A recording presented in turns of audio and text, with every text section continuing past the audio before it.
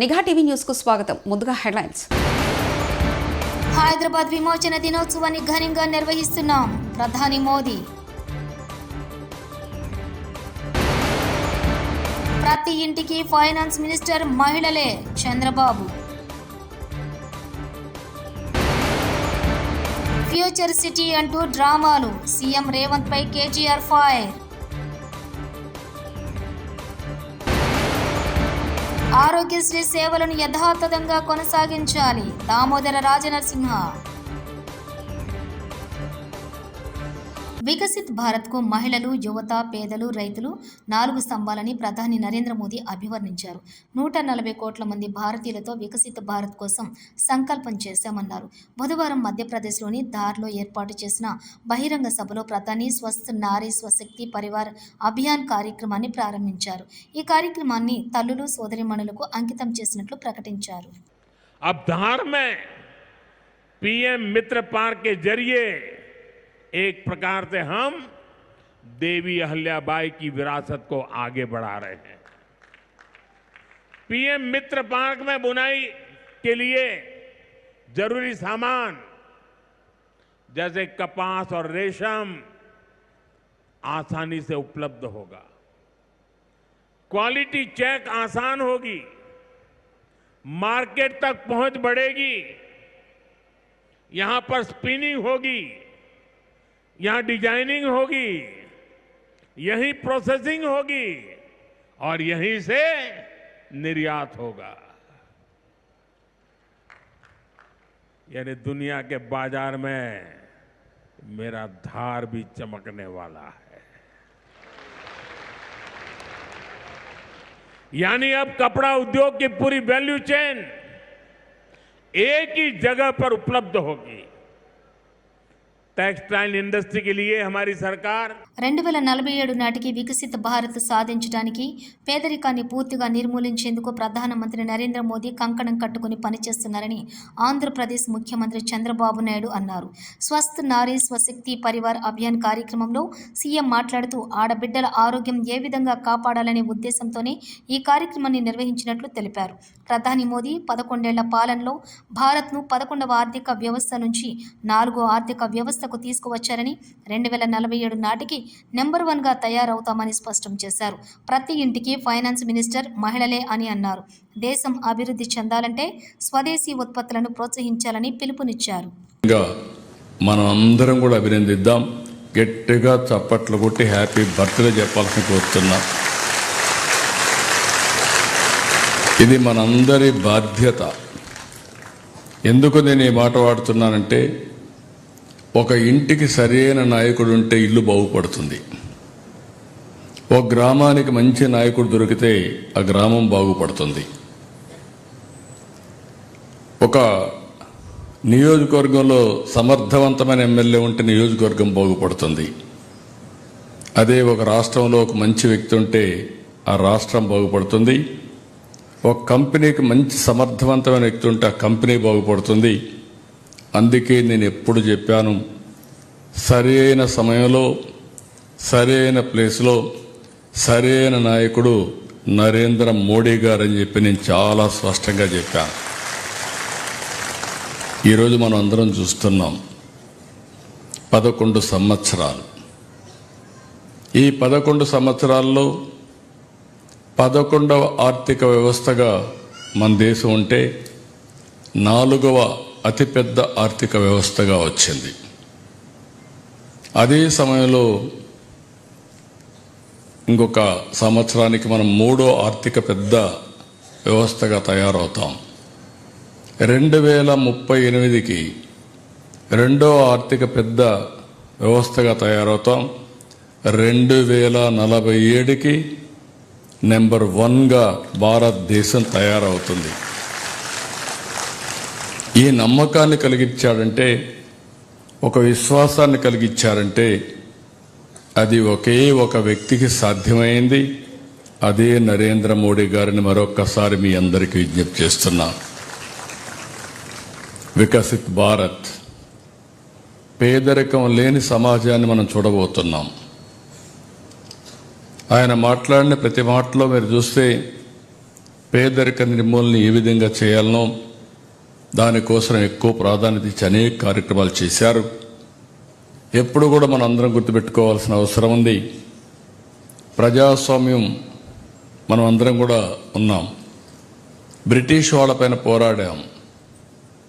ఆ రోజు మీరు చూస్తే మొత్తం మన దేశాన్ని దోపిడీ చేశారు. స్వతంత్ర నేపాల్ తరహాలో యువత తిరగబడి మన ప్రభుత్వాన్ని కూల్చేయడం ఖాయం. మరోసారి కాంగ్రెస్ ప్రభుత్వాన్ని హెచ్చరించిన సొంత పార్టీ ఎమ్మెల్యే కోమటిరెడ్డి రాజగోపాల్ రెడ్డి. నిరుద్యోగులతో పెట్టుకున్న ప్రభుత్వం మనుగడ సాధించలేదు. నిరుద్యోగులను గాలికి వదిలేయొద్దు, వారికి దారి చూపించాల్సిన బాధ్యత ఈ ప్రభుత్వంపై ఉంది. కాంగ్రెస్ ఎమ్మెల్యే కోమటిరెడ్డి రాజగోపాల్ రెడ్డి. న్యాయం జరుగుతుందని భావించింది.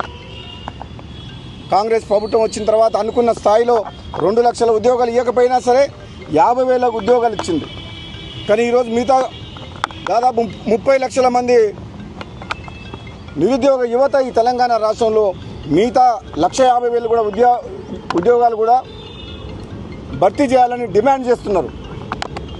కాబట్టి నేను అందరికీ కూడా చెప్తున్నా, ఈరోజు నిరుద్యోగ యువకులకు మీరు ప్రత్యేకంగా నన్ను ఆహ్వానించడం వల్ల ఈరోజు మీకు ఒక అండగా ఉంటందుకు, ఒక శాసనసభ్యునిగా కాంగ్రెస్ పార్టీ ఎమ్మెల్యేగా కూడా మీకు హామీ ఇస్తందుకు మీరు అధైర్యపడొద్దు.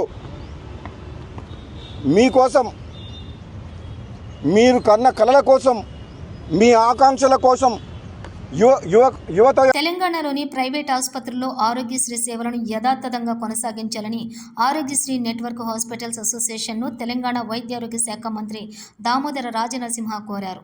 గత 9.5 ఏళ్లలో చేయని సమ్మె ఇప్పుడు ఎందుకు చేయాల్సి వస్తుందని ప్రశ్నించారు. గత ప్రభుత్వంలో నెలకు 50 కోట్లు కూడా రిలీజ్ అవ్వలేదు. మేం 100 కోట్లు ఇచ్చేందుకు అంగీకారం తెలిపాం. ఆరోగ్యశ్రీ సేవలు అందుబాటులో లేకపోవడంతో మేం ప్రత్యామ్నాయ ఏర్పాట్లు చేసుకుంటున్నాం. ప్రజలకు ఆరోగ్య సేవలో ఎలాంటి అంతరాయం కలగదు అని దామోదర రాజనరసింహ తెలిపారు. అని కూడా చెప్పాము. మొన్ననే 100 కోట్లు రిలీజ్ చేశాం. మండే నాడే రిలీజ్ చేశాము. మేమేమంటాము అంటే మా కమిట్మెంట్ మాకున్నది.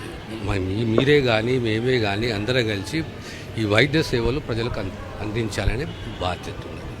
మా ప్రభుత్వం వచ్చిన తర్వాత సుమారు రివైజ్ రేట్స్, ప్రొసీజర్స్కు రేట్స్ రివైజ్ చేశాము, ప్యాకేజీలు రివైజ్ చేశాము. కొత్తగా 163 కొత్త ప్రొసీజర్ని ఇంక్లూడ్ చేశాము. సుమారు 487 కోట్ల రూపాయల భారం పెరిగింది ఈ రేట్ల వల్ల. 1385 ప్రొసీజర్స్ ఉన్నాయి ఈరోజు. మా అపీల్ ఏంటి అంటే, we are part of the society with responsibility. We are serving the people. గవర్నమెంటే కానీ ప్రైవేటే కానీ మీరందరూ కూడా.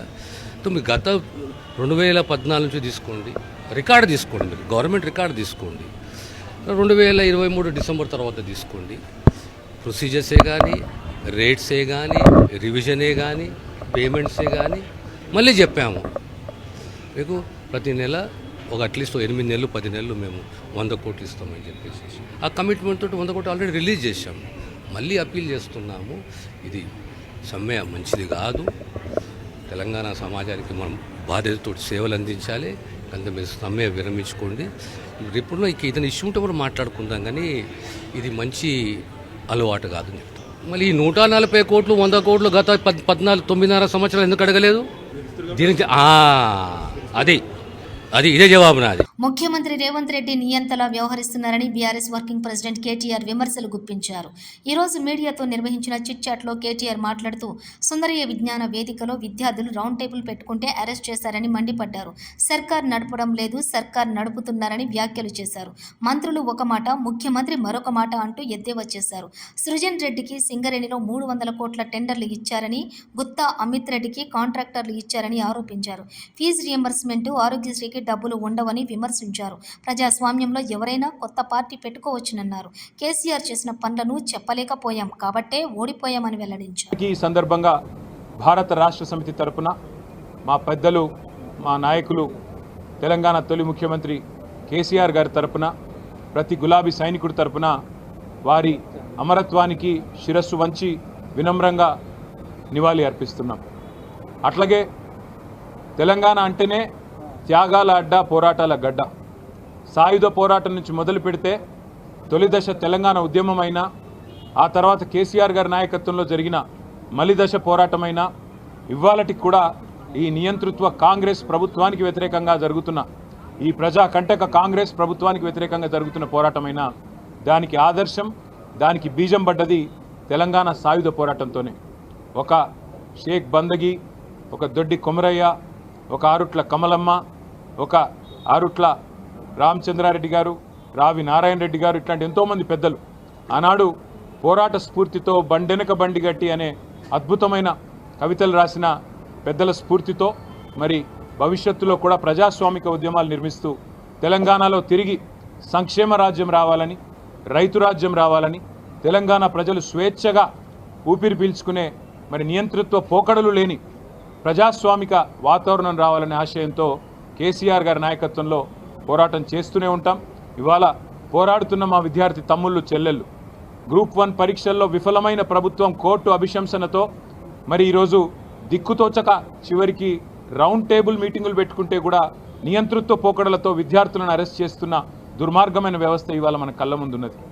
రైతులు ఇవాళ అల్లాడిపోతుంటే వారిని పట్టించుకోకుండా ఒలింపిక్స్ గురించి మాట్లాడుతున్న ప్రధాని మోదీకి జన్మదిన శుభాకాంక్షలు తెలిపిన పవన్ కళ్యాణ్, మీ క్రమశిక్షణ నిబద్ధత దేశానికి గొప్ప మార్గదర్శకం. ఆత్మనిర్భర్ భారత్ కోసం మీరు అవిశ్రాంతంగా ప్రయత్నిస్తున్నారు. అణగారిన వర్గాల అభివృద్ధికి మీరు చేస్తున్న కృషి ప్రశంసనీయం. మీకు మంచి ఆరోగ్యం, దీర్ఘాయుష్ను ప్రసాదించాలి. Deputy CM Pawan Kalyan. On this very special day, I extend my heartfelt birthday wishes to our Honorable Prime Minister Shri Narendra Modi ji. Modi ji stands today as one of the world's most powerful global leaders, not only for his decisive leadership, but also for his visionary diplomacy and unwavering commitment to shaping the world into a true global village. Vasudhaiva Kutumbakam. He transformed India's image on the global stage with unmatched diplomacy. Under his leadership, India's voice has become stronger in international forums like G20, BRICS, and the United Nations. He strengthened our national security by modernizing the military, enhancing defense preparedness, and by empowering the armed forces with a free hand during crisis, leading decisive actions like the surgical strikes and Operation Sindoor. At home, he took historic steps like abrogating Article 370, resolving the Ram Mandir issue, ending Hyderabad విమోచన దినోత్సవాన్ని ఘనంగా నిర్వహిస్తున్నాం. ప్రధాని మోదీ. ప్రతి ఇంటికి finance minister మహిళలే. Chandrababu. Future city అంటూ డ్రామాలు. సీఎం రేవంత్ పై కేటీఆర్ ఫైర్. ఆరోగ్యశ్రీ సేవలను యథాతథంగా కొనసాగించాలి. దామోదర రాజనరసింహ. ఇవి బులెటిన్ విశేషాలు. చూస్తూనే ఉండండి నిఘా టీవీ న్యూస్.